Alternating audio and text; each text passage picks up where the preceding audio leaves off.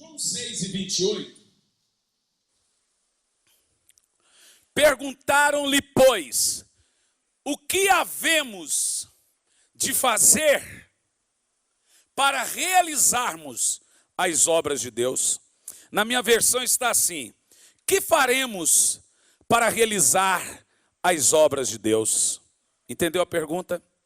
Senhor, fale conosco, que não seja eu quem fale, mas que seja o teu Espírito, nos ensinando, nos instruindo e pregando a cada um de nós.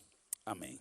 Essa é uma pergunta que não quer e acho que não vai calar. Que faremos para realizar as obras de Deus?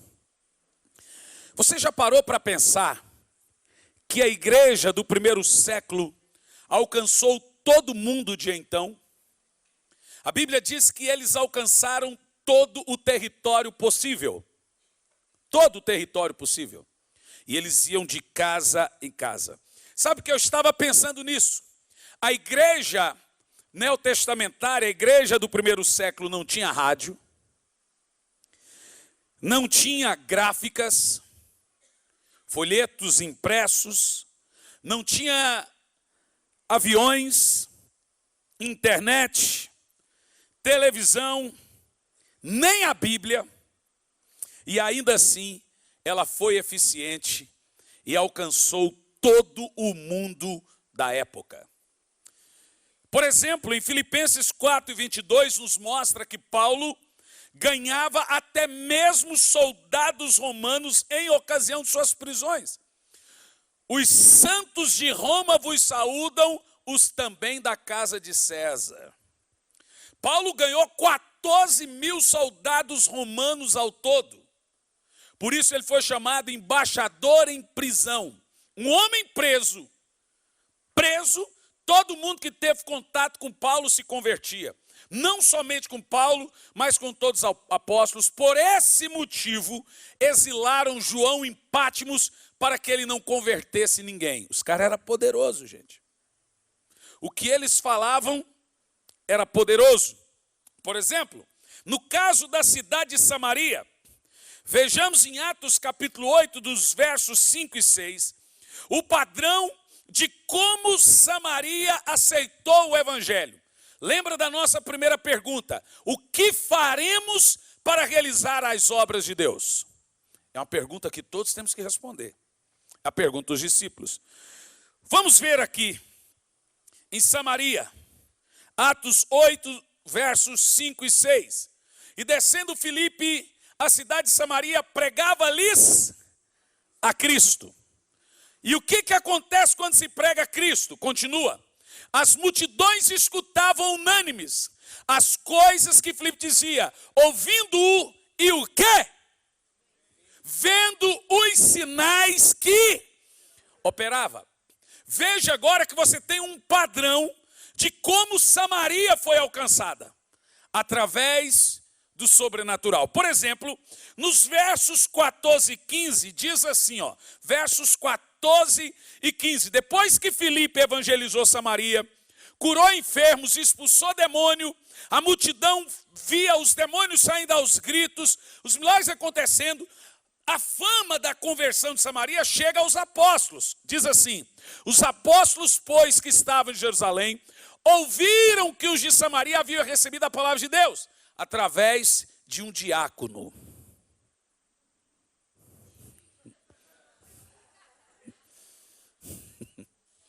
Diácono. E diz assim, haviam recebido a palavra de Deus, enviaram para lá Pedro e João. Você vê que o diácono não ficou. Estou brincando, brincadeira. Mas olha o que acontece. Os quais, tendo descido, oraram por eles para quê? Recebesse o Espírito Santo. Continua. Porque sobre nenhum deles havia descido ainda, mas somente eram batizados em nome do Senhor Jesus Cristo. Continua.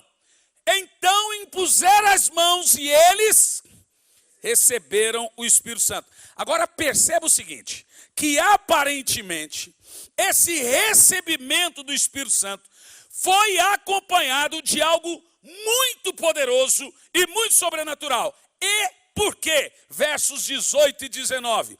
Por que não era só, recebi o Espírito Santo, eu estou cheio do Espírito Santo? Foi algo sem precedente. Quando Simão viu que pela imposição das mãos dos apóstolos se dava o Espírito Santo, ofereceu dinheiro. Ora, Simão não queria algo que não fosse sobrenatural.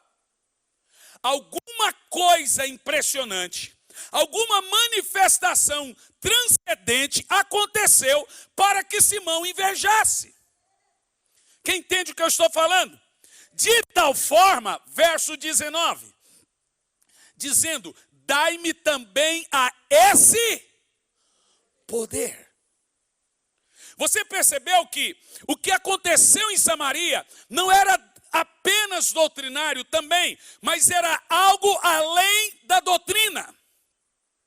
Eram manifestações físicas de tal modo que o mago Simão queria comprar aquele poder. Se esse derramar do Espírito Santo não fosse algum tipo de manifestação sobrenatural aparente, o mago jamais iria pedir para obter. Ou seja, a igreja não nasceu fraca. A igreja não nasceu desanimada. A igreja não nasceu sem energia. Agora veja bem, a igreja não avançou porque ela tinha pregadores famosos. Deixe-me te falar uma coisa, abre parênteses. Muito pouco faremos do púlpito. A igreja não vai alcançar nada a partir do púlpito. Você sabia que se pegarmos todas as igrejas protestantes e católicas do mundo e tentar colocar todos os habitantes dentro dessas igrejas, não cabe? Muito pouco faremos através das pregações. Muito pouco faremos a partir do altar, a partir dos prédios. Hoje nós temos 8 bilhões de habitantes no mundo. Desses 8 bilhões, só 3 bilhões já ouviram falar de Cristo. Não estou dizendo que conhece. Não estou dizendo de alguém que rejeitou Cristo. Eu estou dizendo de alguém que já ouviu falar de Cristo. Ou seja, tem alguma coisa de errado, porque a igreja do primeiro século, sem a força política, monetária, sem a força tecnológica da época, alcançou todo o mundo de então. E a igreja dessa época não consegue.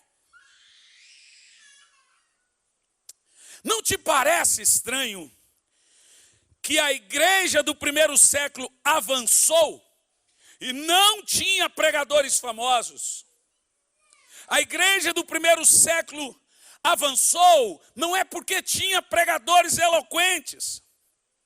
A pergunta que nós fazemos é: por que a igreja neotestamentária era eficiente?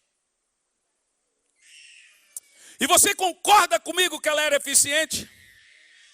Quem concorda que a igreja era eficiente? É essas características que a igreja tinha que nós devemos buscar hoje. Eu vou te dizer o seguinte: a igreja neotestamentária, ela era eficiente por causa de 2 características. Eu vou deixar uma terceira, não vou colocar junto, mas ela é mais importante. E essas características que fez a igreja, e não só a igreja, como apóstolos avançarem, que nós devemos ter hoje. A pergunta é: o que faremos para realizar as obras de Deus? Mas antes, você já se perguntou como nossos pastores são formados hoje? Nós temos mais de 500 alunos em nossos institutos. Sou reitor e professor do Instituto Sabedoria e Graça. Nós temos módulos em cidades e igrejas. Eu viajo horas, dia inteiro, para dar 3, 4 horas de aula. E para eu não ir, só se eu estiver doente. E já teve vezes que eu fui doente. Para não ir, tem que acontecer alguma coisa de muito estranho. Eu amo dar aula, mas amo pregar o evangelho. Tem gente que diz que evangelista não pode ensinar, mestre não pode pregar. Não leram a Bíblia, porque Jesus diz: ide por todo mundo e pregar o evangelho a toda criatura, fazendo o quê? Ensinando-os. Toda pregação é um ensino, todo ensino é uma pregação. Ninguém pode pregar sem ensinar, senão ninguém entende. Então o que eu vou falar aqui não é ir contra as salas de aula, não é nada disso, eu vou contra mim mesmo. Talvez aqui eu tenha algum aluno, tem? Vai que tem. No Instituto Sabedoria e Graça, tem alguém aqui? Não tem aqui, mas sempre tem. A pergunta é, hoje os pastores são formados dessa maneira. Eles, os jovens, etc., vão para um seminário, e ali ficam 3, 4 anos, se é integral, ficam 4 anos, e ali eles começam a avançar no conhecimento, e quando eles saem de lá, eles já estão ali, obviamente, demandados por uma denominação, e vão se acoplando na denominação e viram pastores. O que acontece hoje nos seminários? Antigamente, os professores de seminário eram pastores, hoje são ex-alunos. Nos seminários se fazem assim, você pega os melhores alunos e propõe para eles um plano de carreira para serem professores. Eu não gosto, já fui chamado, já até dei aula em alguns seminários, mas não gosto. É muito engessado.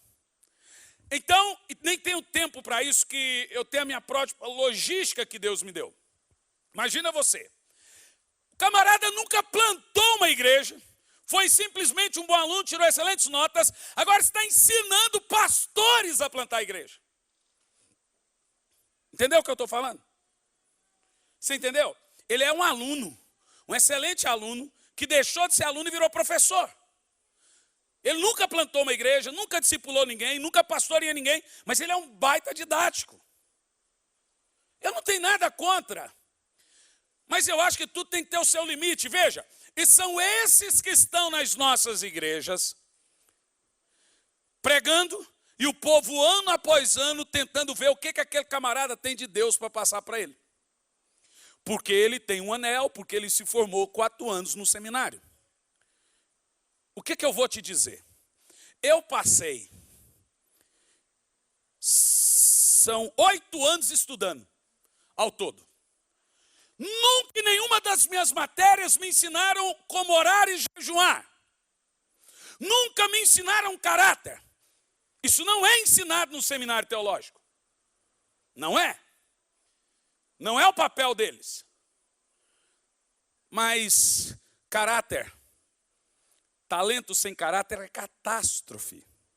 Uma catástrofe anunciada. E o que acontece? Esses camaradas que entram e saem dos seminários, eles entram e saem todos os dias com muito conhecimento, com uma oratória homilética perfeita, uma exegese invejável, uma hermenêutica imensurável, e o povo ali ano após ano esperando o que de Deus ele pode trazer para ele. O que nós precisamos hoje é de uma experiência para colocar em prática o que nós aprendemos. A igreja, em alguns lugares, precisa fazer um regime de conhecimento. Eu não estou pregando ignorância, gente. Seria uma incoerência da minha parte. Eu digo que o que acontece hoje é uma confusão teológica. Vem um camarada na internet e prega para você sobre arrebatamento. Você fala, eu sou pré-tribulacionista. Aí você vai e ouve um outro, agora ele é pós. Aí você vai muda a cabeça, não, agora eu sou pós. Agora eu creio que a igreja passa pela tribulação. Aí vem um outro e tenta e prova lá por A mais B que nem arrebatamento tem. E o cara agora está numa bagunça na cabeça dele. Aí vem um e fala assim, eu sou calvinista, eu creio na predestinação. E ele prova por A mais B que não existe livre-arbítrio, tem. Aí o cara, eu creio. Aí daqui um pouco ele começa a ler John Wesley. Porque John Wesley é fantástico. Não, eu creio que tem a responsabilidade humana. Eu creio que não tem esse negócio de predestinação. Veja você que nós não precisamos mais de experiências, de coisas que falem, de coisas que hoje você sabe, daqui um pouco você já não sabe. Tem muita gente gorda de conhecimento. E esse negócio é interessante porque você pode estar com Deus em doutrina, mas com o diabo em conduta. Você pode ter Deus na mente e o diabo no coração.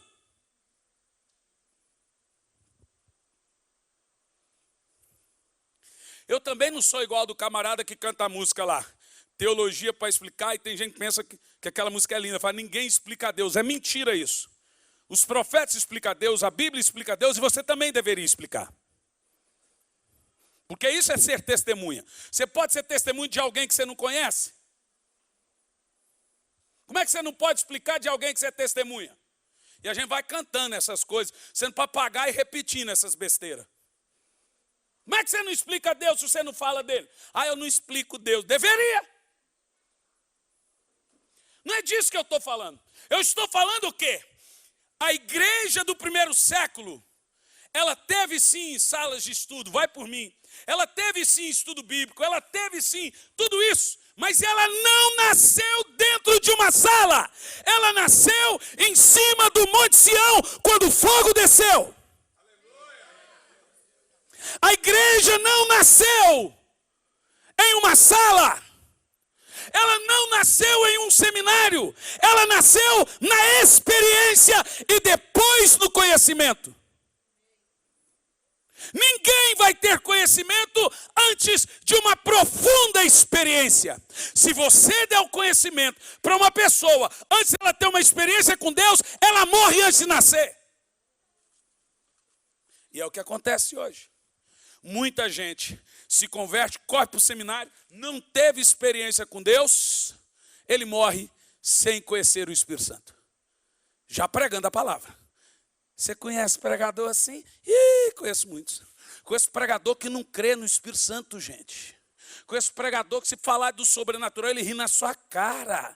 Porque ele teve... Veja que o conhecimento afetou o status dele, mas não afetou sua conduta. Porque ele não teve uma experiência com Deus. Ele teve uma experiência religiosa, não com Deus. Quem entende o que eu estou falando? Quem consegue entender o que eu estou falando? O conhecimento tem que vir depois da experiência. Primeiro a igreja de Corinto recebeu os dons. Depois Paulo veio alinhando. Não faça isso, não ore em língua nessa hora. Não faça isso. Depois que ele veio alinhando a experiência. Porque se o conhecimento vir antes da experiência, o conhecimento não vai receber a experiência. Se a experiência vir antes do conhecimento, o conhecimento nunca vai matar a experiência. Porque ela é sempre mais forte. Sabe, a minha faculdade foi presbiteriana. Te juro. Mas sabe por que eu não me tornei um tradicional? Porque a minha experiência foi muito forte. Quando o camarada falava assim, língua estranha não existe, eu falo, o cara é doido. Quando o camarada fala, ninguém vê anjo, eu falo, é maluco. Quando o camarada falava assim, não existe homem ungido, eu falo, ficou doido. Tudo que ele falava no meu coração eu rejeitava, porque a minha experiência era muito forte. Eu vou contar só uma. Só uma. Eu estava noivo dessa mulher. E chegamos num culto. Tinha um pastor espanhol pregando. E eu começando os estudos, eu falei, que palhaçada. O povo ria, chorava, caía e etc. Eu falei, mas isso é uma babaquice. Para que essa meninice? E eu criticando ela. Mulher é interessante, porque mulher ela fala com o canto da boca e pensa que ninguém está vendo, só ela. Ela assim, com a boca, todo mundo está vendo. Eu falei, para de criticar. Mas gente, olha que meninice isso. Daqui um pouco o pastor olhou para mim e disse assim, ei, você, vem cá. É você, vem cá. Eu olhei para ela e falei, vai vendo. O cara vai passar uma vergonha. Porque ele pensa que vai cuspir em mim, dar rasteira, soprar e não vai acontecer nada. Eu sou crente maduro. Veja que se o conhecimento vir antes da experiência, ele mata qualquer experiência que você possa ter depois. Se a experiência vem antes, o conhecimento nunca mata a experiência. Aí vira uma mistura bacana. Deixa eu te falar, conhecimento sem experiência faz de você um religioso. Experiência sem conhecimento faz de você um fanático. O problema não está no conhecimento e nem na experiência. O problema está na ordem como cada um lhe é ministrado. Antes de nós promovermos conhecimento, devemos pedir para o intenso derramar do Senhor para que o nosso povo tenha experiência. Depois, nada vai matar. O pastor me chamou, aquele evangelista espanhol, e eu fui fono. Irmão, quando eu cheguei ao método, eu não lembro de mais nada. Quando eu voltei, eu olhei para ela e falei, o que aconteceu? Ela falou, veja na filmagem. Irmão, quando eu fui ver na filmagem, que mico. Tinha 2 pessoas me segurando. E eu caía, levantava e o pastor falava, tá bêbado, bebeu vinho novo. Ele zombava, olha aí o que o Espírito Santo fez com ele. Na frente de todo mundo.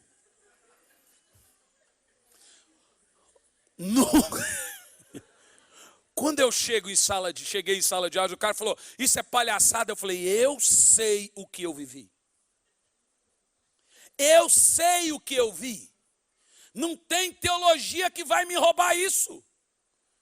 Não tem teólogo, não tem Martin Lloyd Jones, não tem, pode pôr aí todos eles. Não tem Karl Barth, não tem nenhum que vai dizer, isso não existe. Para eles que nunca viveram isso.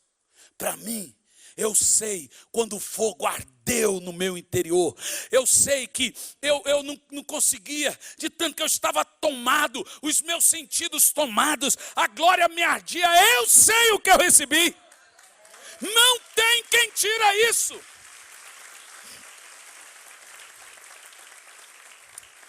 Então, o título do livro que eu estou escrevendo, e o tema é A Experiência. Experiência é Deus tomar o controle de suas expectativas e te levar além do conhecimento intelectual e técnico. Não tem como se fazer uma teologia em cima da experiência.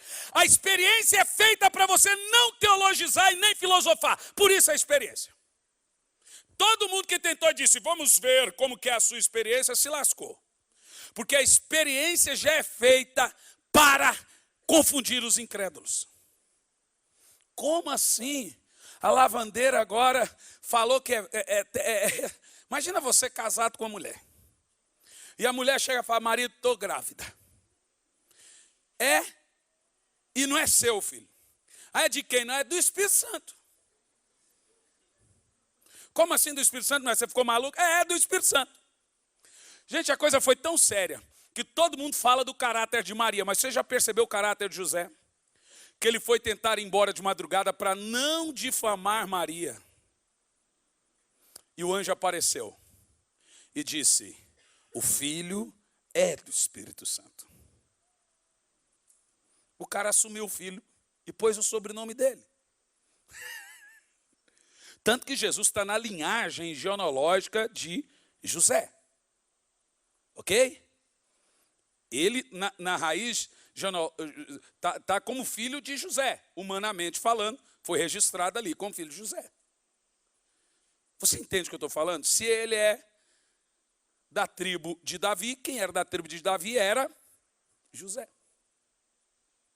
Agora pare para você pensar. O cristianismo nasce de uma experiência que nada tem a ver com o conhecimento teológico e intelectual.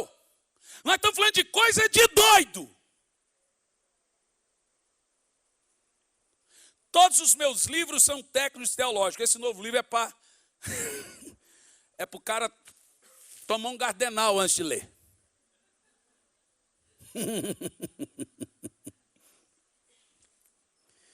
Agora deixa eu te falar uma coisa interessante, presta atenção.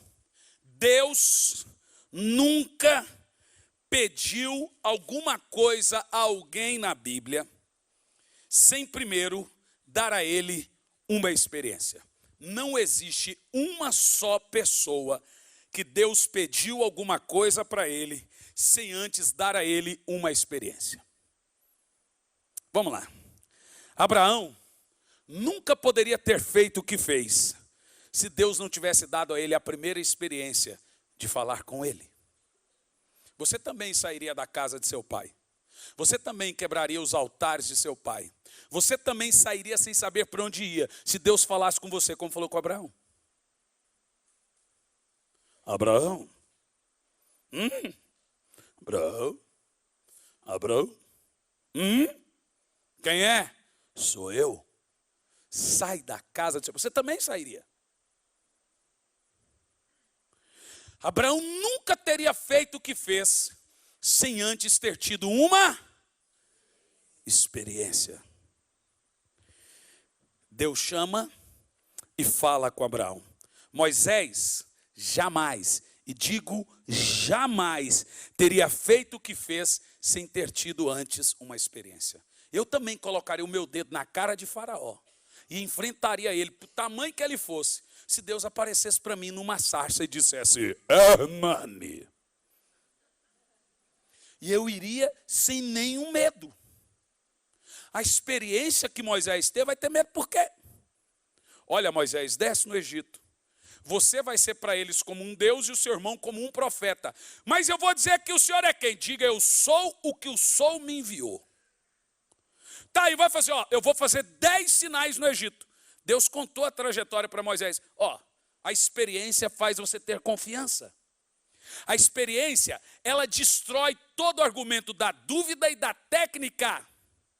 Quem tem uma experiência com Deus antes de qualquer coisa, ninguém, eu digo ninguém, nem nada, nem circunstância o frustra.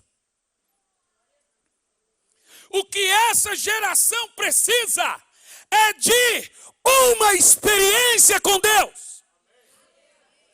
Eu estou falando grande. Porque o Deus da Bíblia é um Deus que quando se revela, ele se revela da mesma maneira, já percebeu?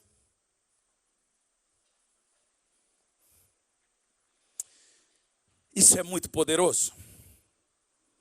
Jacó só enfrentou Esaú depois da experiência que teve com Deus na sua luta.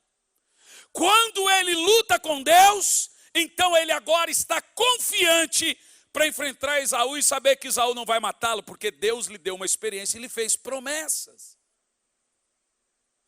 Os planos de Deus não podem ser frustrados. Então agora Jacó para de fugir, depois que teve uma experiência no val de Jaboque, em Betel, e vai de encontro ao seu irmão. Alguém disse assim, pastor, o senhor tem que tomar cuidado, porque a Bíblia diz, Romanos 1,17, que o justo vive pela fé. É verdade. Mas antes do justo viver da fé, ele tem que ter a experiência do novo nascimento. Fale o que quiser. Qualquer pessoa que não conhece Deus, ele não sabe o que é viver da fé. Só vai viver da fé quem teve uma experiência. Então qualquer pessoa vai viver da fé depois de ter uma experiência com Deus. Não é uma experiência religiosa. Não é aquela oraçãozinha. Quem nunca fez essa oração, vem aqui na frente. Irmão, tem uma birra disso. Quem nunca fez, põe você para repetir a oração, eu aceito Jesus, não sei o que meu agora. Quem nunca fez, vem aqui na frente. Aí nós afetamos a posição do crente e não o caráter. O novo nascimento se tornou limitado a metodologias. A minha igreja é uma igreja em célula. A minha igreja começou numa célula, mas Deus não usa métodos, Deus usa homens. Eu vou dizer de novo, Deus não unge métodos, Deus unge pessoas. Entendeu o que eu disse? Aonde estão em nossa geração os pecadores que vêm às lágrimas se entregar a Cristo? Eu já tive igreja que alguém chegou na frente e disse, não, mas eu não estou aqui para virar crente, eu vim aqui porque o pastor chamou para orar. Alguns já tiveram essa experiência. Falta de experiência. Elias só pôde realizar as obras de Deus depois que teve a experiência de lidar com o poder sobrenatural. E aí, depois que ele viu o poder sobrenatural, ele verificou que funcionava. Deixe-me te dizer uma coisa poderosa. Ore por doentes. Espere os primeiros doentes a serem curados. Depois pode começar a enfileirar doente por doente, todos serão curados. Depois da primeira experiência, todos que vierem serão curados. Ore por um surdo. Quando o primeiro surdo for curado, põe todos em fileira e todos serão curados. Porque a experiência fortalece a fé de quem recebe e a fé de quem ministra. Os primeiros doentes que eu orei, nenhum era curado. Levanta e anda, levantava e caía. Está ouvindo? Não ouvia? Mas eu te digo, desistir? Que desistir, irmão? Pensa num camarada que teve uma experiência inicial de ministério.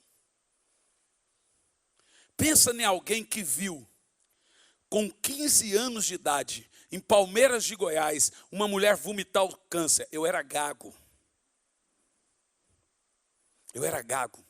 Estava na casa de uma mulher. A mulher estava com câncer, estado terminal. Ela pediu se alguém poderia orar por ela. Eu orei. Na hora ela vomitou o câncer. Essa experiência marcou a minha vida. Nunca mais eu tive medo, timidez ou vergonha de orar para qualquer doente.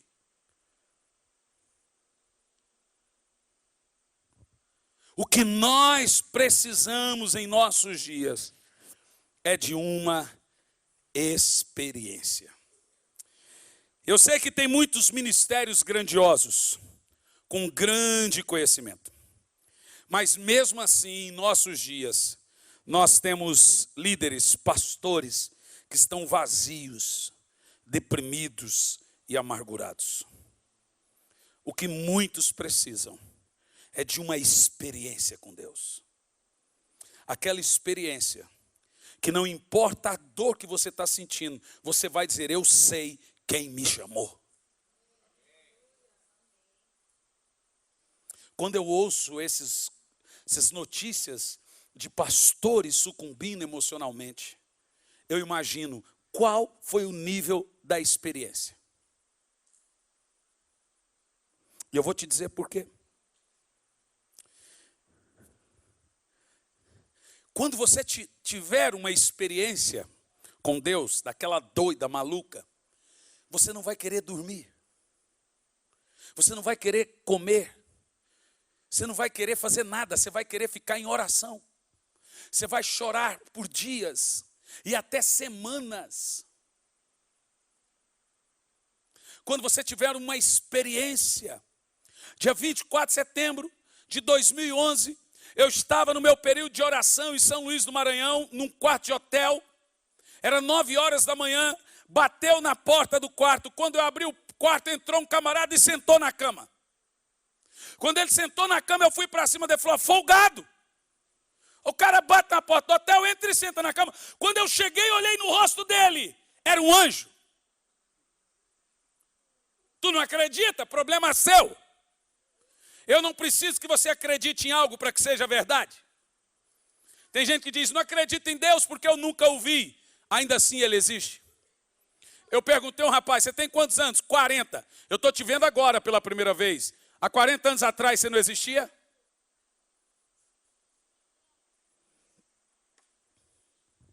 Quando eu olhei aquele anjo, era dia do meu aniversário. Eu liguei para minha esposa na hora, em gemidos, e disse, ele está aqui. Eu não sei porquê, mas ele está aqui. E eu só vi uma palavra, eu vim passar seu aniversário com você. Recentemente, a minha esposa tinha que dormir no hospital para fazer uma bateria de exames, e ficou só eu, meu filho e minha filha em casa. Minha filha não gosta de dormir fora do quarto dela. Pode pôr para dormir com a gente na cama, ela não gosta. Quero a minha cama, ela que pede para dormir, eu quero ir dormir. E ela manda apagar a luz, que ela não gosta de luz. É um anão, não é uma criança. E ela fala, eu quero. E se a gente deita do lado dela, ela fala, vai para lá, eu quero dormir. E aí o meu filho com 15 anos é diferente. Pai, posso dormir com você? Pode, põe seu colchão aí, filho. Quando deu de madrugada, eu ouvi um barulho na cozinha. Desci a escada. Quando eu olhei na geladeira, da escada da para a geladeira, tinha um homem de costa. Eu fiquei parado. Eu não sei se eu estava no corpo ou fora do corpo. Não consigo te explicar, de fato. É o que Paulo fala, né? Mas eu fiz uma pergunta. Se você é de Deus, balança a cabeça uma vez. Se não for, eu já preparei para correr. Eu falei, é em paz a sua vinda? Você é de Deus? Eu falei, eita. Quem aqui gosta de ver anjo? Quem já viu? Quem quer ver? Eu tenho uma boa notícia, é possível. E uma má notícia, quem vê anjo vê demônio. É o mesmo reino, é o espiritual. E aí eu falei assim, eu vou voltar para a cama. Porque quando esse anjo aparece, ele traz uma mensagem, alguma coisa. Voltei. E adormeci. Quando deu mais de madrugada, meu filho acordou chorando. Pai! O que foi, filho? Eu vi um homem aqui. Eu falei, rapaz, você viu também? Sim, pai, eu vi um homem ali na porta. Posso dormir na cama? Eu falei, pode, filho. Como é que era o homem? Era um homem alto, todo branco. Eu falei, filho, eu vi ele algumas horas atrás. Que anjo é esse? Eu falei assim, é o mesmo. É o que apareceu em forma de criança em 2007. É o que apareceu em São Luís. E é o mesmo. Quando ele vem, ele quer falar. Vamos ficar quieto, que ele vai falar. Não sei o que aconteceu, irmão, nessa noite. Que ele não falou. Ele só queria dizer, estou aqui. A minha esposa chegou. E o meu filho foi falar, você vai falar com ele para voltar hoje. Como assim? Porque eu quero ver. Você vai falar com o anjo que eu quero ver ele. Ela nunca viu. Eu falei assim, eu não mando nele. Ele aparece a hora que quer, fala do jeito que ele quer, da maneira que ele quer. Veja, estou te contando alguns exemplos, são tantos. Mas todos os grandes homens de Deus tiveram grandes experiências. E a Bíblia está recheada dessas experiências. Quando você tiver uma experiência, você não vai conseguir dormir, comer. Você vai querer ficar sorando e chorando. Daniel só entrou na cova dos leões depois de ter tido uma experiência com Deus. Sadraque, Mesaque e Abedênego não puderam duvidar de Deus. Quando eles entraram na fornalha, eles disseram, esquente 7 vezes mais. Ninguém vai dizer um negócio desse sem ter tido uma experiência. Jó só suportou a sua angústia porque ele tinha uma experiência com Deus. Por isso ele dizia, eu sei que o meu Redentor vive. Paulo não falava daquela maneira. Não pregava do jeito que ele pregava, porque ele era inteligente apenas, porque ele tinha uma doutrina perfeita, ou porque ele memorizou vários versículos da Bíblia. Paulo era o que era, porque ele teve uma experiência. E uma experiência com Jesus em sua conversão. E por causa da sua experiência, Paulo sofreu açoites, naufrágios, perseguições, fome, sede, frio, e nem por isso ele pensou em desistir do ministério.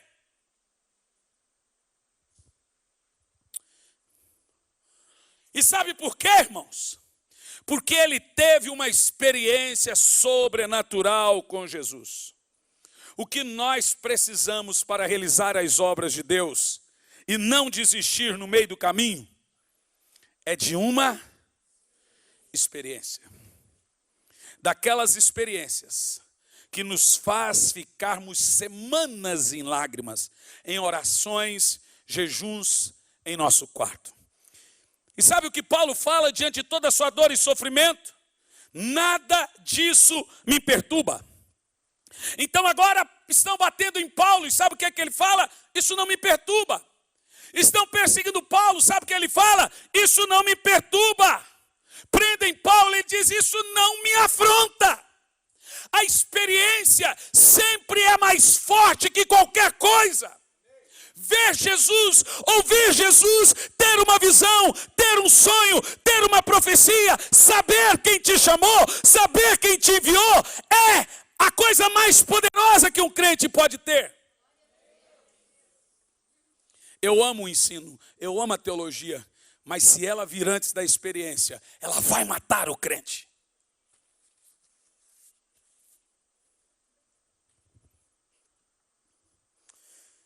A igreja primitiva, ela não nasceu em salas e seminários, mas teve tudo isso. Por isso que seminários e escolas tem que ser para crente maduro. O camarada vai para os seminários, ele não tem nem Jesus gerado nele. Quem gera Jesus na pessoa é a igreja. Seminário não forma pastor, seminário forma professor e teólogo. Quem forma pastor é o Espírito Santo. Quando Jesus é gerado no crente, agora sim, ele tem que crescer em graça e no conhecimento. Ele tem que ir para a sala de aula. Isso é o comum. Não antes disso. Nós temos a nossa escola. E chegava para nós, o camarada era assim, ó. Ah, esse menino está dando trabalho. Manda lá para a escola do pastor Hernani. Então a escola virou você quer agência de casamento, virou casa de recuperação de drogado, virou tudo menos uma escola de aperfeiçoamento cristão. Então, camarada que não prestava, o pastor mandava para nós. Está dando problema, manda para o pastor Hernani. Isso se repete. Quem entende o que eu estou falando? Quem compreende? Recentemente eu ouvi um testemunho poderoso de um muçulmano que aceitou Jesus. E ele aceitou Jesus, ninguém pregou para ele. Porque ele não deixava ninguém pregar para ele. Na Arábia Saudita, se você pregar para uma pessoa, para quem você está pregando, por lei ele tem direito de te matar. Então você corre o risco de tentar evangelizar uma pessoa e essa pessoa te matar. Então por isso ninguém evangeliza. Mas sabe como os sauditas aceitam Jesus? O próprio Cristo aparece para eles. Lá na Arábia Saudita, todo dia você tem testemunho de muçulmanos se convertendo porque tiveram sonhos e visões com Jesus. O Jesus aparece para eles. Como que uma pessoa dessa vai desviar? Quem entende o que eu estou pregando aqui? A igreja primitiva, ela nasceu de uma experiência com o Espírito Santo. Quando o Espírito Santo desceu, eles viram línguas de fogo descendo sobre eles. Assim ela nasceu, através de uma experiência. Agora, depois dessa experiência, ela alcançou a todos. E eles iam de casa em casa. No dia seguinte, temos a experiência da cura do coxo. Não temos prata, nem ouro, mas o que temos, te damos. Levanta e anda em nome de Jesus. A experiência é uma explosão. A experiência ativa qualquer um em fração de segundo.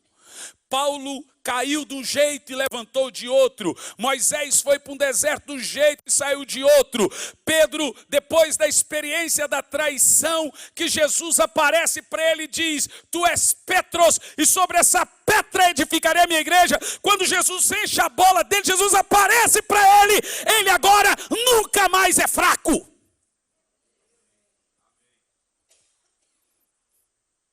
Quando Estevão teve a experiência de toca aqui, Estevão. Opa, Estevão, sai da zona. Tomé, Estevão não é com você. Quando Tomé teve a experiência de tocar nas mãos perfuradas, a dúvida foi embora na hora.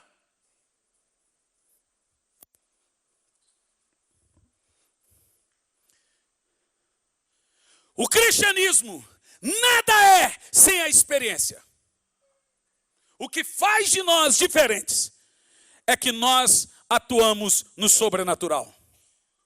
Não somos bruxos, nem feiticeiros e nem magos. Não somos nada, mas temos o poder do Espírito Santo para andar sobre as águas. O poder do Espírito Santo para ressuscitar mortos. O poder do Espírito Santo para curar enfermos. O poder do Espírito Santo para subjugar os demônios. Temos poder, temos uma experiência. Um culto é uma experiência. Ninguém aguenta culto chato, enfadonho. O culto tem que ser uma experiência. Eu vou te dizer, seja bem-vindo à sua experiência. Quem pode dizer 3 vezes, experiência.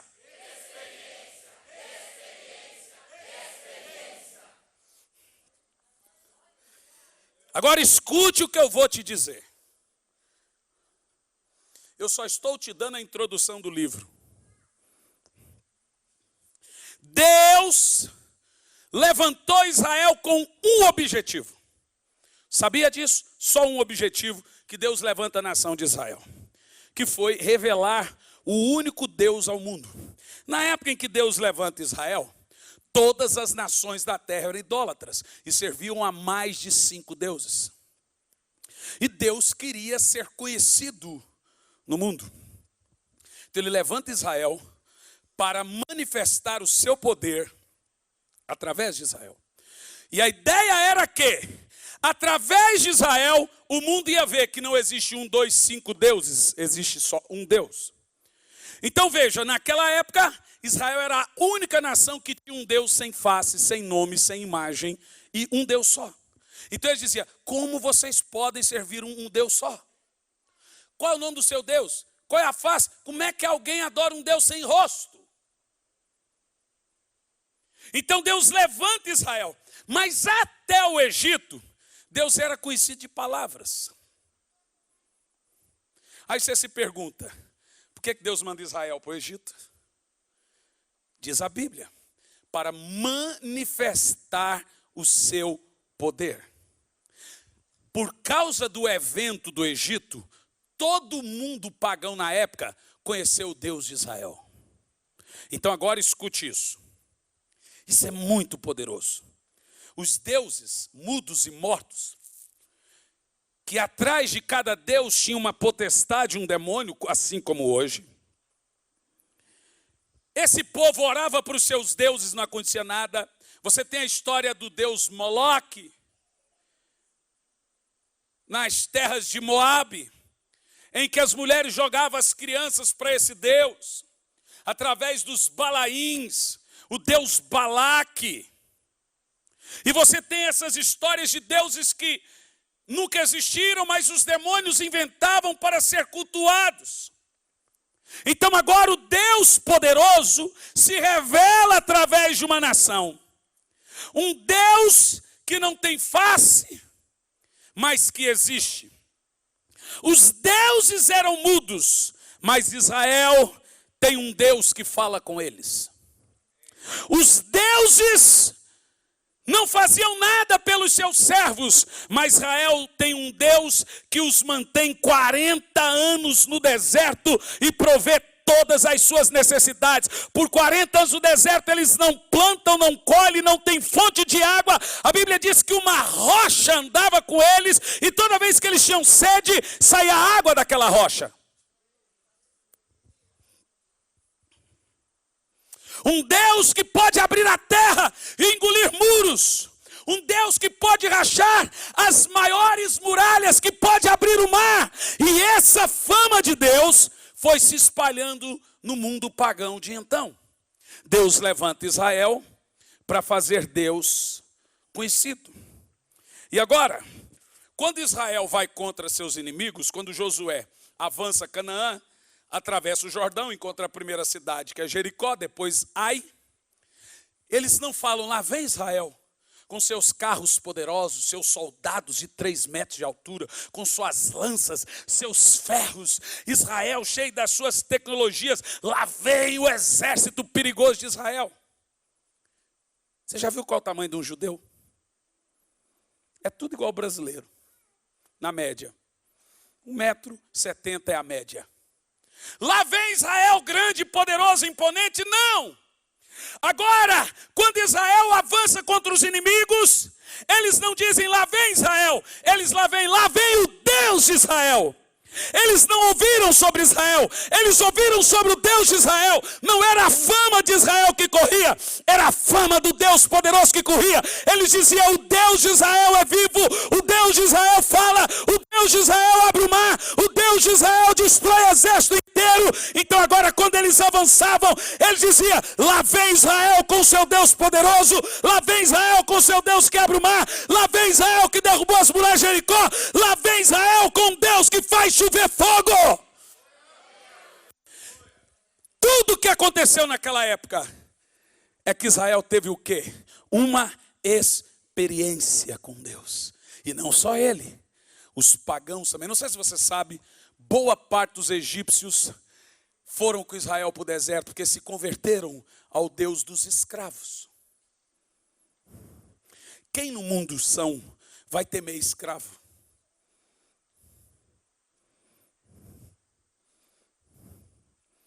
Lá vem Israel, a menor nação do Oriente Médio, de escravos pobres, sem força, sem arma, mas com um Deus poderoso. Por isso que Deus não escolheu uma grande nação para servir de testemunha. Ele escolheu uma nação pequena para que falasse dele. E agora eu tenho um negócio para te dizer. Olha que coisa poderosa. Escute isso. Assim como Deus levantou Israel para testemunhar sobre ele, das obras dele, dos feitos dele, ele levanta a igreja para testemunhar sobre Cristo. Da mesma maneira que Israel foi levantado para ser testemunha de Deus, dos seus feitos, de seu poder e experiências, Deus levanta a igreja. Sobre Israel, a Bíblia diz que ele era o Deus que falava no meio do fogo, o Deus que falava no meio da nuvem, o Deus que falava na sarça, o Deus que toma as mãos de um homem e mata 1000 homens. Foi assim que Deus ficou conhecido. Agora, lá em Israel dizia: lá vem o Deus de Israel. Mas Jesus diz assim: eu vou levantar a minha igreja. Eu vou levantar o meu povo, que vai ser minha testemunha. Assim como Israel testemunhou de Jeová, a igreja foi levantada para ser testemunha que Jesus é o Senhor, que Jesus é o Filho de Deus, que Ele nasceu de uma experiência sobrenatural, Ele nasceu de uma virgem, Ele viveu, fez milagres, morreu e ressuscitou, e a tumba não segurou, a pedra tinha rolado, Ele agora está aqui hoje, Ele enviou o Espírito Santo, a igreja foi levantada para testemunhar que Jesus é o Senhor, que Jesus é o Senhor. A missão de Israel era testemunhar as experiências que tinham com Deus. A missão da igreja é testemunhar a experiência que tem com Cristo e com o seu Espírito Santo. Então agora dizemos: lá vem a igreja. Lá vem a igreja. Enquanto Israel era obediente, nenhuma nação prevaleceu contra eles. E agora Jesus disse: levantarei a minha igreja, e as portas do inferno não prevalecerá contra ela. Você entendeu por que você existe? E sereis minhas.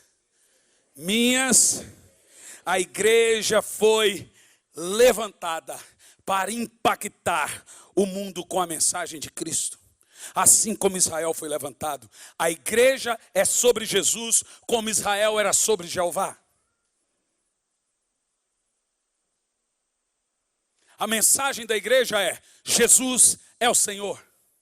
Ele morreu pelos seus pecados e Ele vai voltar. Ele cura os enfermos e expulsa os demônios. Essa é a missão da igreja. A igreja foi levantada para dizer: a morte não segurou, Ele está vivo. A igreja nasce de uma experiência. E essa é a mensagem da igreja. Tente fazer uma teologia sobre a ressurreição. Só tente. Quero ver. Tenta. Tente fazer uma teologia sobre o nascimento virginal de Jesus. Até hoje estão tentando dizer como é que é a história de Jesus. 100% homem, 100% Deus. Me explica isso. É onde a teologia esbarra, irmão. A teologia sempre vai esbarrar no inaudito, no inexplicável. E eu temo muito, e agora eu vou dizer com muito peso no coração. Eu estou falando isso. Infelizmente, nós estamos tendo um avivamento reverso. Vou te explicar. Nós estamos tendo um avivamento contrário. Está tendo um avivamento de volta às tradições, ao tradicionalismo. Vai para a internet e você vê um sem número de pessoas voltando para os pregadores tradicionais. Aqueles que não creem em quase nada. E eles são inteligentíssimos. São doutores. E eles vêm e prova para você que não existe falar em línguas. Eles vêm e distorcem a seu bel prazer, prova para você. E aí eu vi um dizendo assim: quando Judas ficou endemoniado, ele não saiu gritando. Ele foi e traiu Jesus. Ele usa isso como base. Mas quando eu pego a história de Samaria, diz assim, que os demônios saíam aos gritos. E quando Jesus expulsava, eles chegavam aos berros. Em Gadara chegou um homem gritando, cheio de demônios. E aí o povo, infelizmente, por causa dos exageros do experiencialismo, nenhuma doutrina nasce do experiencialismo. A doutrina nasce da doutrina. A experiência provoca experiência e consistência. Os camaradas, através do experiencialismo, criaram uma doutrina. Esses dias eu vi um pregador adventista falando mal de arrebatamento, porque segundo ele, arrebatamento foi uma visão de uma menina. A igreja deles nasceu de uma visão de Ellen White. O cara está falando mal de arrebatamento. É a gota d'água. O outro lá, Joseph Smith, um anjinho com cara de bode apareceu para ele e deu a doutrina Mormon. Veja você que a experiência tem que ser regulada pela doutrina. Mas a doutrina é depois, não antes. Quem entendeu o que eu disse? Quando Corinto teve experiência, veio Paulo trazendo a doutrina. Então, glória a Deus. Eu estou aqui para dizer que você vai ter uma experiência com Deus. Aqueles que dobram os joelhos para orar, recebem visitas de anjos.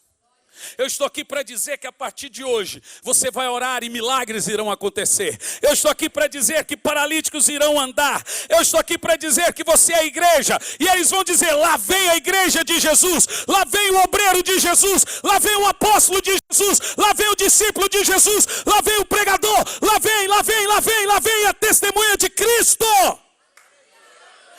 Eu estou aqui para dizer que a sua vida nunca mais será a mesma. Te prepara, porque você vai ter uma experiência com Deus.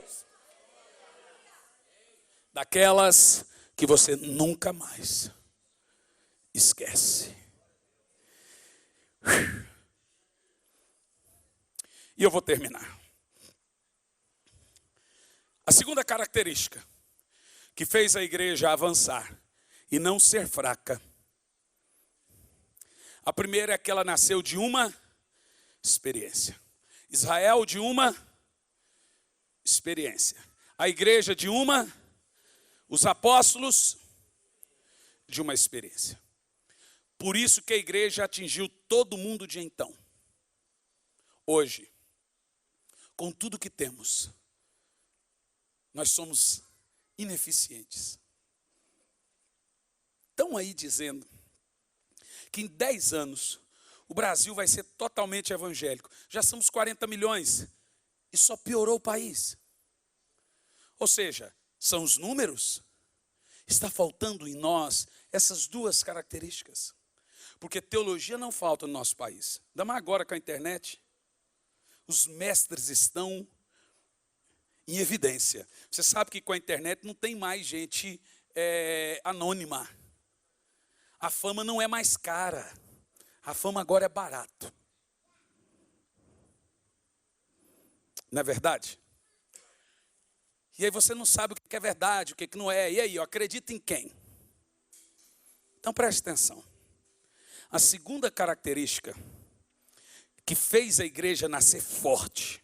Ô, irmão, bateram nos caras, pregaram no pátio do templo, prenderam eles. Eles estavam presos. Pedro, Tiago e João. De dentro da cadeia um anjo aparece e translada eles da cadeia. Não tirou, não quebrou a cadeia.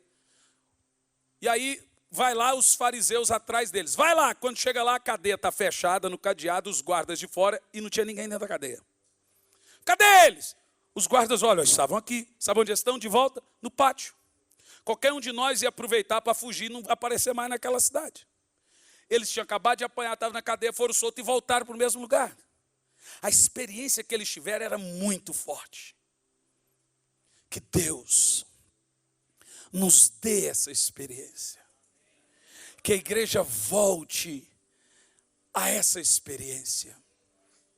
Que a igreja volte a crer. Além das bênçãos. Além só do conhecimento. Mas que ela volte a ter experiência com Deus. Sabe qual é a sua oração? Senhor, eu quero ter uma experiência contigo. Não sei como. Não sei que dia. Mas não me deixe sair desse lugar se a sua glória não for comigo. Mostra-me a tua face. Revela-me a tua voz. Eu quero ter uma experiência. Sabe, o movimento pentecostal foi grandioso. E por não ter a doutrina depois, começaram a fazer besteiras, culto a anjo e etc, um monte de coisa. E nasceu o neopentecostalismo, infelizmente. Mas não é porque eles fazem coisa certa de maneira errada, que nós vamos crer que não existe mais a coisa certa. Deus é um Deus que ainda aparece no fogo. Deus é um Deus que ainda fala de dentro do vento. Deus é um Deus que ainda dá sonhos e visões. Deus é um Deus de transferência de unção, que tira do espírito de um e transfere para o outro. Deus é um Deus do poder. O Deus da Bíblia é o Deus de hoje, não tem outro. Olha que coisa poderosa, Paulo disse, aonde eu vou, o Espírito Santo aparece. Para mim, eu não sei como que ele aparecia, mas ele aparece. E me diz qual é os sofrimentos que eu vou enfrentar. O Espírito Santo dizia, ó, lá você vai apanhar tantas vezes, vai ser preso, vai levar uma coça, e ele ia assim mesmo. A Bíblia diz que os discípulos eram transladados. Filipe foi transladado de um lugar para outro. Psh! E você só vê em filme de Jornada nas Estrelas. Eu estou falando disso. É impressionante como nós secularizamos a teologia hoje. Viramos liberais sem perceber. Não conseguimos crer mais na transcendência. Não conseguimos crer mais na experiência. Tem gente aqui que vai escrever para mim que você vai ter uma grande experiência com Deus. Você vai começar a enfileirar os doentes. Põe todos os paralíticos aqui. Agora vai levantando, levantando.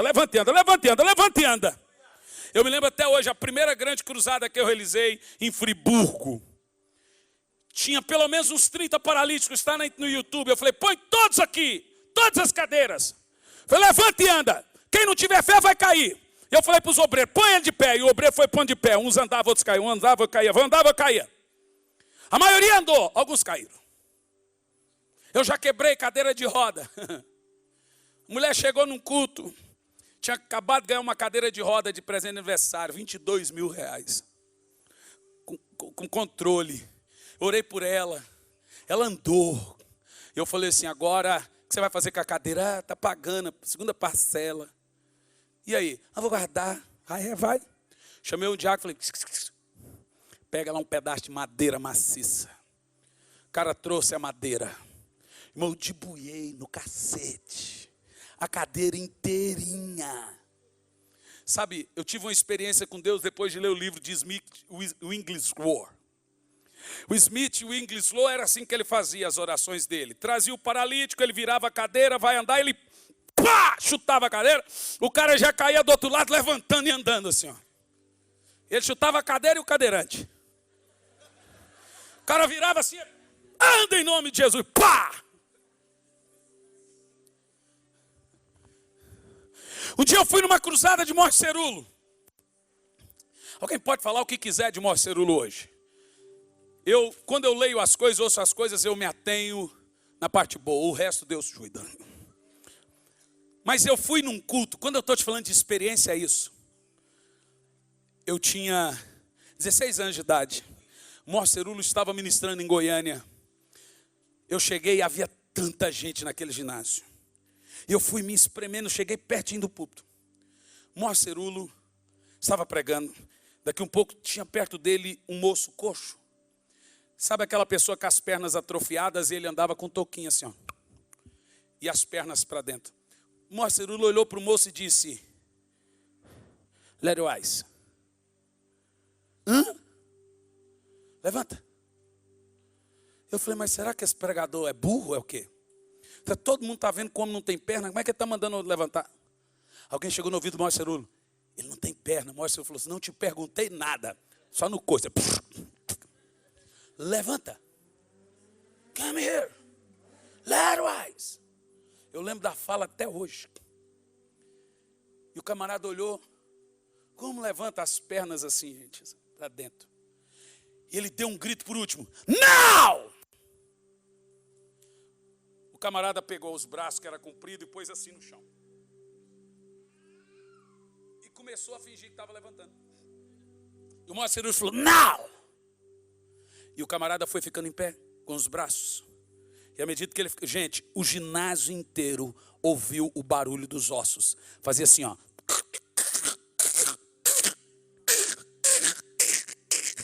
E o homem ficou em pé. Quando ele ficou em pé, Morte Cerulo disse, caminha. O rapaz agora começou, ele não tinha pernas praticamente. Sabe qual é o nome disso? Milagre criativo. Eu estava em Coxim, no Mato Grosso do Sul, veio um moço com óculos. E a hora que eu fui orar para ele, alguém disse, não se atreva, ele não tem olho. Eu falei, então Deus vai dar um. Será que nós cremos nesse tipo de experiência que Deus faz crescer um braço onde não tem? Porque com os apóstolos e com Jesus existia. Jesus colou a orelha de volta em Malcolm. Pastor, o senhor está doido mesmo? Não, não estou doido não, eu sou cristão. Essa é a Bíblia. É nós que nos secularizamos, nos tornamos lights. Esse é o cristianismo, gente. Coisa de doido. Coisa de maluco. Crente voa. Como é que você vai ser arrebatado se não souber voar?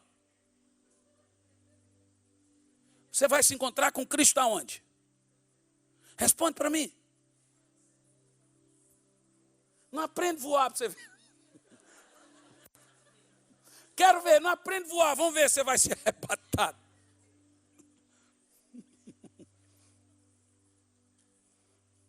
Na Bíblia os animais falam. Lembra da mula? O profeta burro que falou com o burro profeta. É a Bíblia, gente. Aí as pessoas começaram a falar, fanático, você vai, se amoldando. Eu vim aqui para te dizer que o meu Deus é o Deus que batiza com fogo.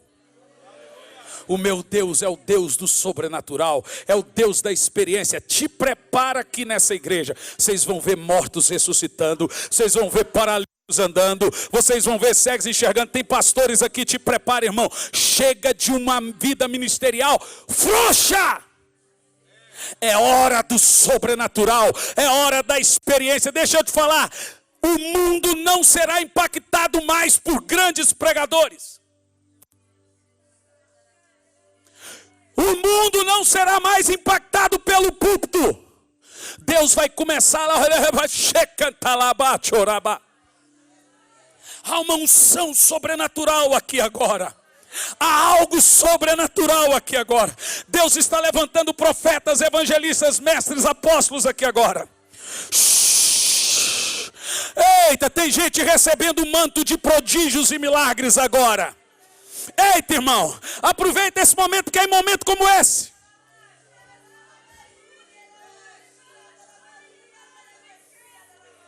Quando eu vi aquele paralítico levantar e os ossos estalarem, eu olhei para Mor Cerulo e me apaixonei, não por ele, quero nem saber dele, mas o que estava nele, o depósito de Deus na vida dele eu queria.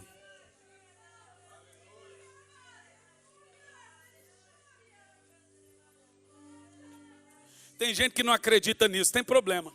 É igual você pôr um prato de comida e o cara falar, não gosta, não tem problema, eu gosto, dá para mim. Quando alguém falar para você que não acredita em transferir a instrução, não tem problema, deixa para mim que eu acredito.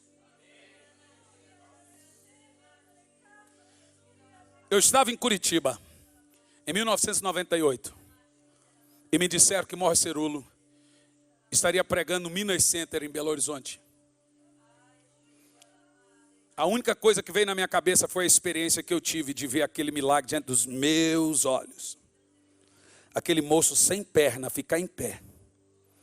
Eu falei, irmão, nunca tinha pregado para mim sobre transferência de unção. Mas eu já amava a unção da vida daquele homem. Escuta, eu peguei o ônibus da Cometa, 15 horas de Curitiba a Belo Horizonte. Me acampei, porque eu não tinha dinheiro, me acampei no pátio. E todo dia eu era o primeiro a entrar. Eu queria que Mor Cerulo orasse por mim, mas o segurança não deixava. Então um dia Mor Cerulo estava pregando. E o único momento que ele estava vulnerável era na hora que ele estava pregando. Eu queria o depósito de Deus na vida dele, porque não é dele. Eu não estou invejando o ministério dos outros. O que é dele, que está nele, não é dele. É da igreja. Eu não estou nem aí para os carros que ele tem, a fama que ele tem. Eu quero é a unção, o depósito de Deus nele. Não é dele. Tudo que você tem é para ser compartilhado. Tudo de Deus em você não é para você. Você não pode reter em si. Tem que compartilhar. Tem pregadores que não compartilham por causa do ego. Ele não quer que outro faça o que ele faz. É ego. Irmão, eu aprontei um corridão. Tinha 8.000 pessoas. E subi em cima do palco. E olha que o segurança menos percebeu, eu já estava em cima de Mor Cerulo. A hora que eu fui tocar nele, tinha um tapete igual a esse, eu escorreguei. E a hora que eu escorreguei, eu segurei no paletó dele e ele puxei ele para cima de mim. E caiu eu e Mor Cerulo em cima do palco. 8.000 pessoas. E a hora que eu caí, segurei na perna dele, o segurança veio, pegou na minha e ficou puxando assim. E o Mor Cerulo, my God! Toda vez ele passava, nos 3 eu dizia, pray for me. Pray for me. Please. O segurança só metia a mão na minha cara. Pá! Quando estava eu ali, ele lembrou. Ele disse, segurança, deixa, que eu sei o que ele quer. O que ele quer não é meu. Eu tenho que dar.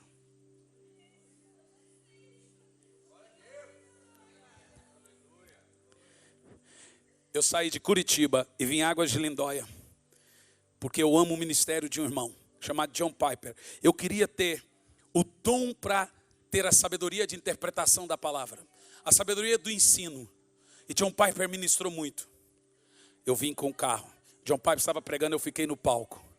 Parei. Quando ele desceu, eu parei na frente. Falei, pray for me, please, now.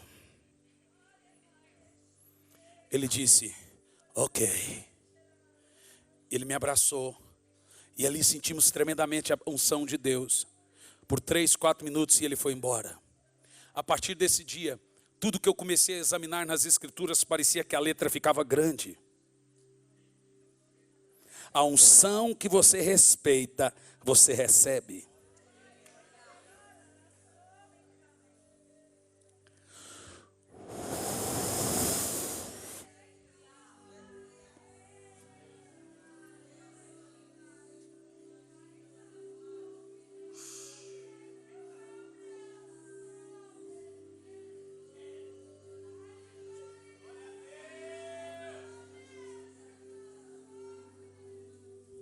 São dias como esse que a nossa vida fica marcada.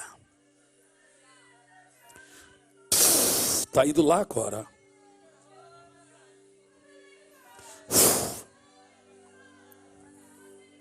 Tem fogo descendo naquela cabeça. Ó, tem uma corrente de fogo passando de cadeira em cadeira, você vai sentir. Dons estão sendo distribuídos aqui agora. Não precisa eu dizer o que você tem que fazer, eu não quero sugestionar sua fé. Não quero sugestionar sua unção. Eu quero que você seja tocado na sua medida. Pega. Pega o fogo, pega o fogo, pega o fogo, pega a glória, pega, segura. Segura.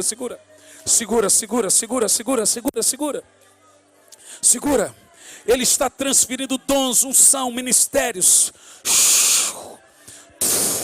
Aquece. Oxanda rebat sodokou rabat.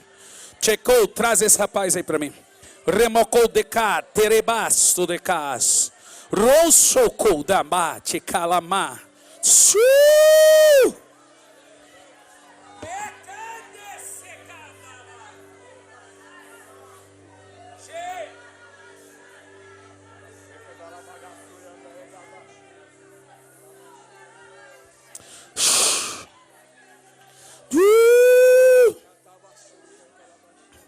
Aqui tem um profeta nascendo.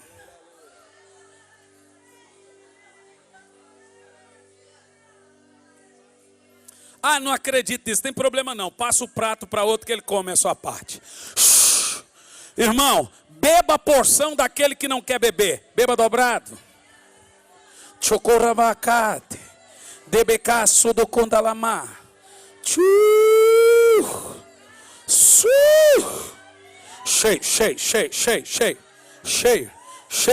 Vai bebendo, vai se enchendo de fogo.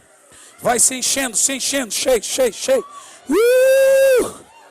Cheio, tem fogo descendo, tem unção, tem dons sendo derramados. Tem gente sendo curada, restaurada e recomeçando. Rabas! Santo Espírito, és bem-vindo aqui. Vem inundar, encher este lugar. É o desejo do meu coração. Sermos inundados por... Vai ficando em pé e recebendo. Tem câncer caindo por terra agora. Eu quero que todos que estão doentes venham à frente. Continue a unção. Todos que precisam de cura venham à frente. Shokanamadokos. Chebaqueserekandama. Chokekama dorokos recantalabas. Sorecandarecantalambá torekas. Trepo choconde cantalambás serecalabás. Cherebe cantalabás sorecantalabás. Surocora calabás. Xerecantalabás. Chororocandalabás. Calamadere cantalabás. Põe a mão onde você precisa da cura. Continue no processo da unção. Continue no processo da unção. Há uma unção muito forte, muito poderosa aqui agora. É essa experiência.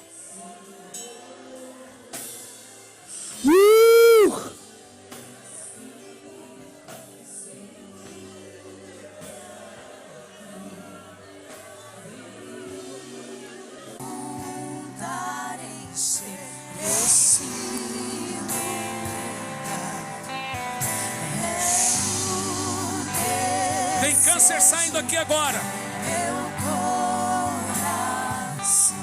Tem doença saindo aqui agora. Dados por tua glória, Senhor. Não há nada igual. Não há nada melhor. Seja curado agora. A que se compara, esperança viva.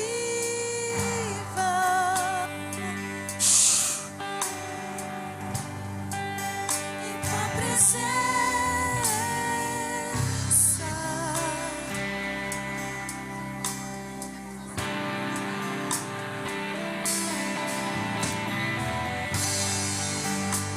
Eu provei e vi O mais doce amor que desperta o meu ser e a vergonha desfaz. Tua presença.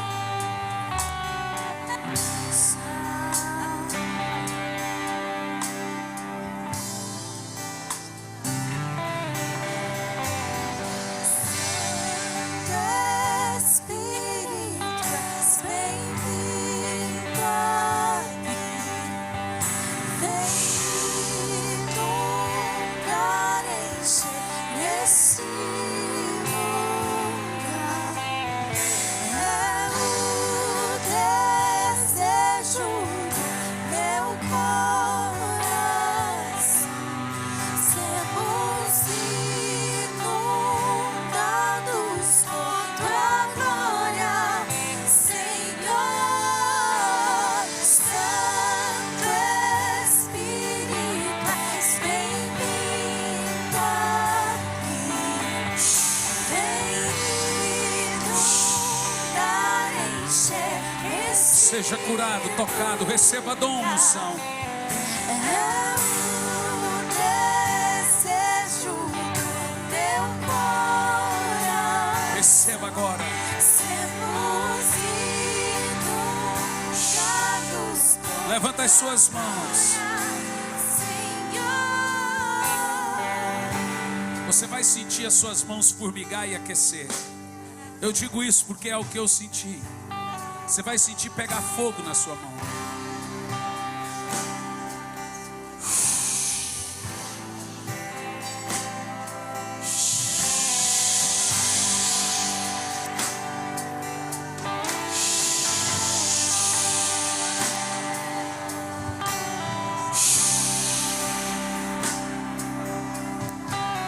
Clame a Deus por uma experiência.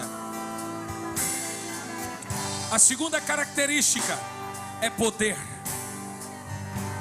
Jesus disse: ficai em Jerusalém, até que do alto sejais revestidos de poder. A igreja nunca operou sem poder. Precisamos da experiência e do poder. E é claro, boas escolas de ensino que alinham tudo isso, mas sempre vem depois da experiência, nunca antes. Há muita unção aqui agora. Tem gente sendo curada agora. Você receba a cura. Que os surdos ouçam agora. Que o cego enxergue agora. Que o câncer saia agora. Tem dons sendo transferidos, distribuídos aqui agora.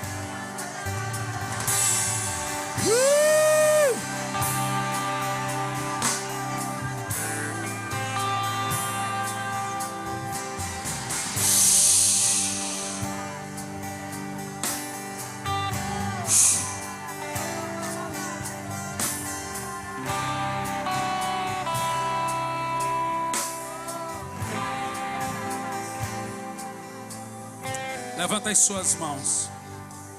Diga: Senhor, me dê uma experiência muito forte e profunda. Uma experiência sobrenatural. Os que precisam de cura, Põe a mão no local onde você precisa. E essa doença está sendo queimada agora. Receba a cura agora. Receba o milagre agora. Em nome de Jesus. Em nome de Jesus. Em nome de Jesus. Tem câncer saindo agora. Diabetes, artrite, artrose, osteoporose. É muito forte aqui, gente. Eita! Aplauda bem forte o nome do Senhor.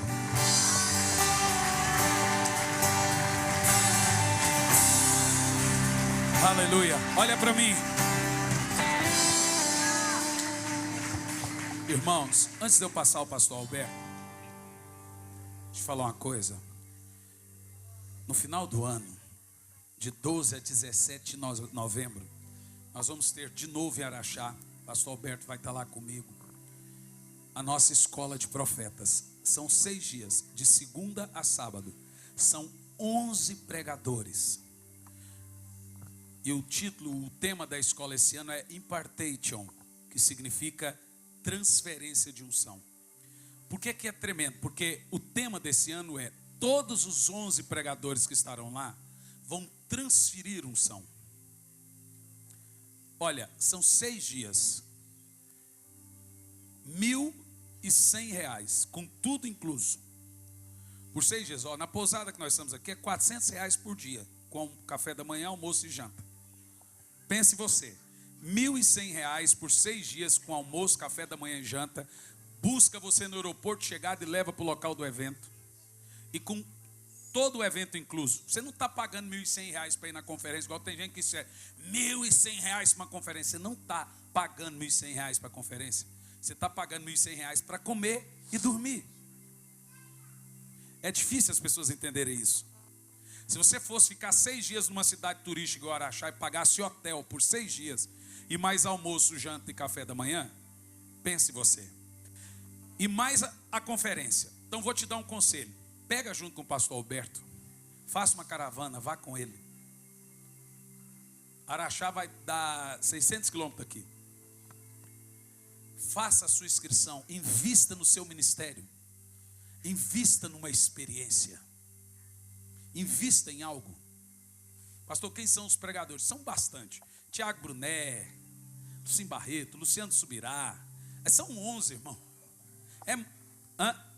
Luiz Hermínio não está nessa, teve na passada. Mas são muitos pregadores. São 11 pregadores. Louvor, Morada, Marcos Salles. É tanta gente boa e cheia de unção. A unção que você respeita, você prospera.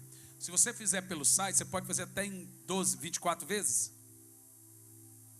12 vezes pelo site. Quer anotar o site? missãovem.com. É um investimento. Vale a pena. Vai com o seu pastor. Eu creio que eu não vim aqui para fazer barulho. Eu vim aqui para deixar uma inquietação em você. Porque muita gente foi curada aqui agora. Mas não é só isso. Porque a cura é menos importante do que a unção. Tem gente que é curada e não tem uma experiência. Tem gente que é curada e nem aceita Jesus. Mas a experiência, eu vim aqui para te trazer uma inquietação. Você vai ficar inquieto depois de hoje. E essa é a minha ideia esse ano. Inquietar a igreja para viver o mais de Deus. Para entrar em águas profundas. Águas profundas. Amém? Eu não posso terminar sem fazer o apelo. Quem aqui nessa noite quer entregar a sua alma e a sua vida a esse Jesus tão lindo, tão poderoso? Levanta a mão onde você está, que eu quero orar por você. Tem alguém que quer fazer isso? Temos lá, tem pessoas. Tem mais? Levanta a mão bem alto. Os obreiros da igreja, vai lá onde estão essas pessoas com a mão levantada. Fica com a mão levantada. Tem uma senhora lá atrás, tem um rapaz ali. Faça confissão com eles. Irmãos, olha para mim. A unção que você respeita, você prospera. Pastor Alberto, vem aqui, querido.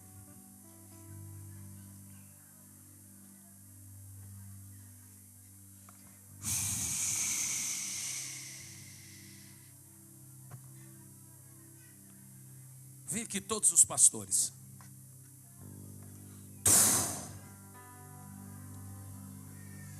Tem algo muito forte aqui nessa noite. Os obreiros, pastores.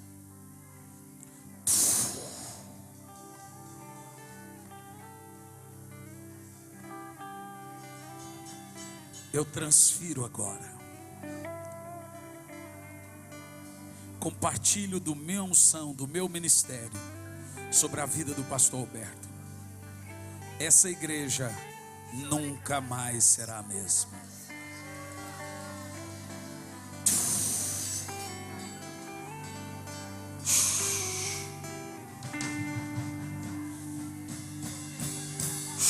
Receba a mesma unção. Receba a mesma unção. Receba a mesma unção. Receba a mesma unção. A mesma unção. Receba a mesma unção. Receba a mesma unção. Receba a mesma unção. Receba a mesma unção.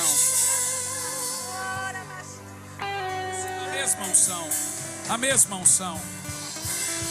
Receba a mesma unção. Chocorabaqué da Abas. Agora eu não sei quem vai terminar o culto, porque receba a mesma unção agora. Uma cura e a unção. Receba agora.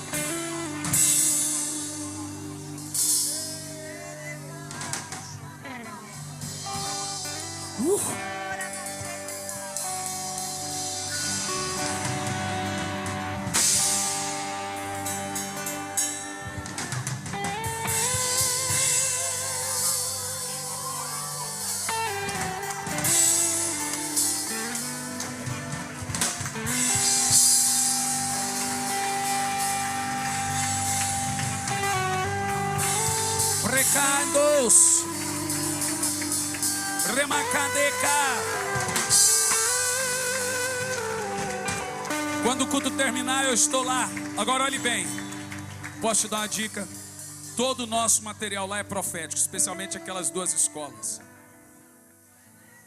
Os livros não preciso nem falar. Isso é um investimento que você vai fazer esse ano na sua vida. Passa no cartão, vai lá e faça qualquer coisa, irmão. Mas invista. Porque o negócio aqui está forte, está forte, está forte. Aleluia! Ora, baixerianda, labá, sorianda, labá.